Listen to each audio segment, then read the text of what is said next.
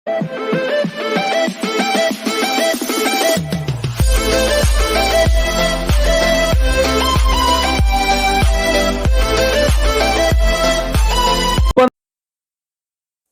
बंधुओं, मैं मनोज कुमार प्रोटेस्ट और आप देख रहे हैं सामाजिक सुविचार चैनल। बंधुओं, अभी खेती गृहस्थी का मौसम है और किसानों के खेत में फसल लहलहा रहे हैं। अब भी किसानों के खेत में एक तिलहनी फसल लहलहा रहा है और वह तिलहनी फसल है तिल।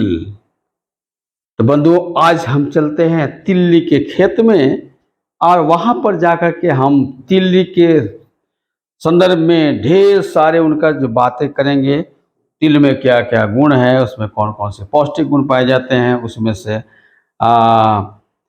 उसका औषधीय गुण क्या है, तिल की खेती कैसी होती है, तिल का खेत कैसा होता है, उससे किसानों का क्या लाभ है, क्या नुकसान है, उसका कमर्शियल वैल्यू क्या है, इन सारी बातों के बारे में अभी हम खेत में चल करके जानकारी लेंगे और मजा लेंगे बंधुओं। तो चलिए अभी तिल के खेत में हम चलते हैं।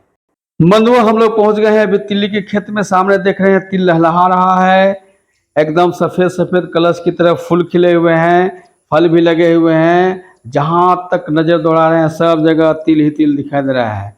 बंधुओं, इस साल झारखंड में बारिश कम हुई है, इसलिए तिल बहुत ज़्यादा लगा हुआ है पूरे झारखंड में। क्यों?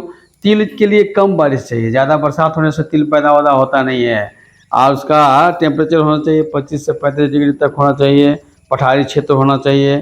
तो तिल का खेती सबसे ज़्यादा भारत में होता है, झारखंड, छत्तीसगढ़, महाराष्ट्र। और कुल तिलहन का 20% जो है ना, अकेले तिल का खेती होता है। तो चलिए हम देखते हैं कि भाई तिल का जो फसल है जो लहलहा रहा है, इसके से क्या क्या, इसमें कौन कौन से गुण पाए जाते हैं। कि तिल में मोनोसैचुरेटेड फैटी एसिड पाया जाता है जो कोलेस्ट्रॉल को कंट्रोल करता है, मतलब बैड कोलेस्ट्रॉल को खत्म करता है और गुड कोलेस्ट्रॉल को बढ़ाता है। दूसरा, सेसमिन नामक एंटीऑक्सीडेंट पाया जाता है जो कैंसर कोशिकाओं को बढ़ने से रोकता है। और तीसरा, डिप्रेशन को दूर करता है, तनाव को दूर करता है।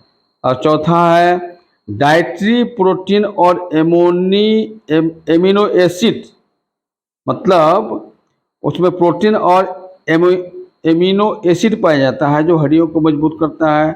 त्वचा के लिए लाभदायक है क्योंकि उसमें कॉपर और मिनरल्स पाए जाते हैं। Blood pressure, high blood pressure को कंट्रोल करता है, खून की मात्रा बनाए रखता है, बाल त्वचा को ठीक रखता है। और इसमें calcium, iron, magnesium, zinc, selenium, vitamin B6 आदि पाए जाते हैं जो हृदय के मांसपेशियों को सक्रिय रखते हैं। अच्छा, तिल का जो तासीर है वो गर्म होता है, इसलिए तिल अधिक मात्रा में नहीं सेवन करना चाहिए।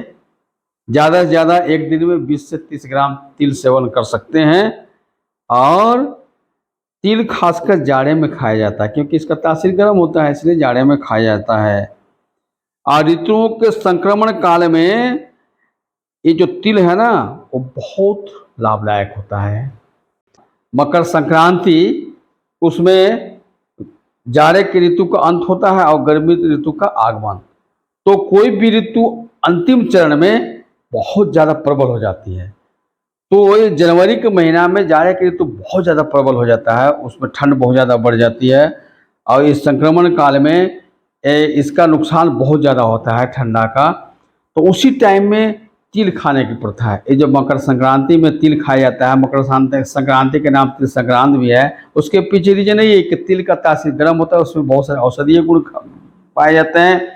तो संक्रमण काल में होने वाली जो बीमारी होती है वो तिल खाने से बहुत ज़्यादा नियंत्रित होता है। इसलिए एकदम दिसंबर जनवरी से जो तिलकुट बनना शुरू होता है, सो एकदम 14 जनवरी के बाद भी पूरे जनवरी फरवरी तक खूब उसका मार्केटिंग होता है। लेकिन बंधुओं, ये जो तिल का इतना बड़ा मार्केटिंग है, तिल का और तिल का तेल का, उससे किसानों को कितना फ़ायदा होता है।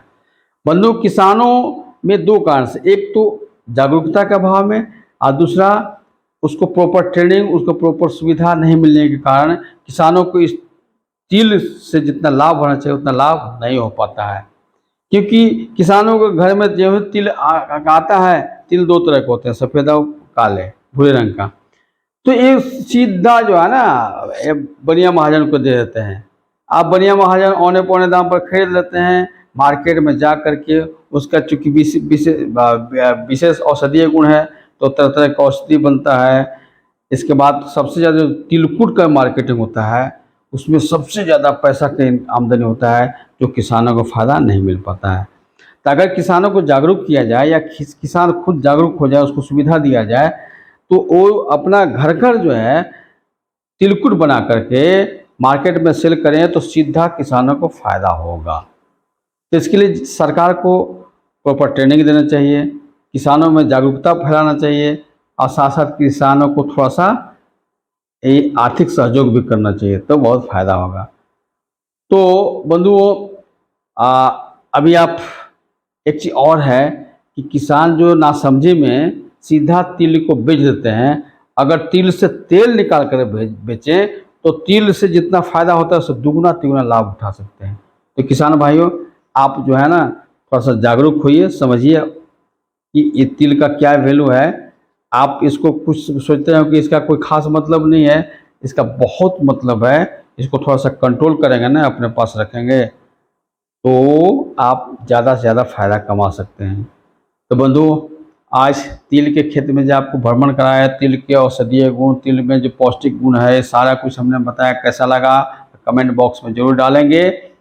और पहली बार वीडियो देखें तो सब्सक्राइब कर दें, आइकन बेल को दबा दें, लाइक करें, शेयर करें और डिसलाइक भी कर सकते हैं। तो बंधुओं, फिर मिलेंगे नेक्स्ट वीडियो में इसी तरह का कुछ एकदम नया सब्जेक्ट लेकर के आऊँगा।